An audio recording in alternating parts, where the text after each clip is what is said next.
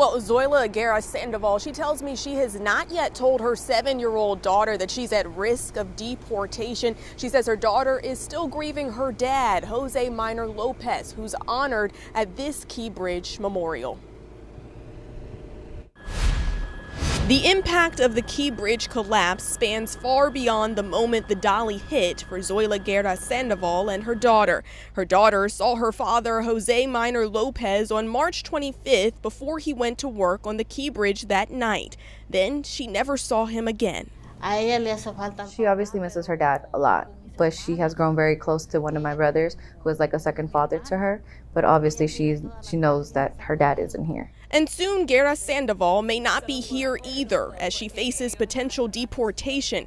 Guerra Sandoval is originally from Guatemala and came to the U.S. undocumented 17 years ago. Her daughter is a U.S. citizen. Guerra Sandoval is one of about 30 people connected to the victims of the bridge collapse who the Biden administration invited to apply for humanitarian immigration relief and told their applications would be approved. But that changed under the Trump administration. Guerra Sandoval's attorney says the U.S. Citizenship and Immigration Services Office denied her application and started deportation proceedings against her. Now not only is she not getting the benefit that they induced her to apply for and that she stepped out of the shadows to apply for, they are now punishing her for essentially believing that they would follow through on that promise that they made to her, and they are trying to deport her from the United States while she tries to take care of her grieving child. Now Guerra Sandoval has to plan for the worst. I felt a shift. It was a change, a drastic change. We're not prepared, so I had to start preparing things just in case.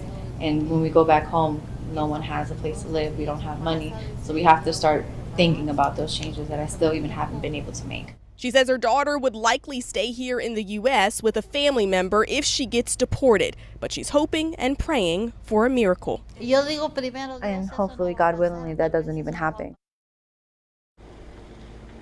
And Guerra Sandoval has a hearing coming up this summer where her and her attorney will go before a judge and tell that judge that they plan to fight this deportation. We did reach out to the Department of Homeland Security for comment on this. We have not heard back at this hour. Reporting live, I'm Brianna Ross, WBAL-TV 11 News.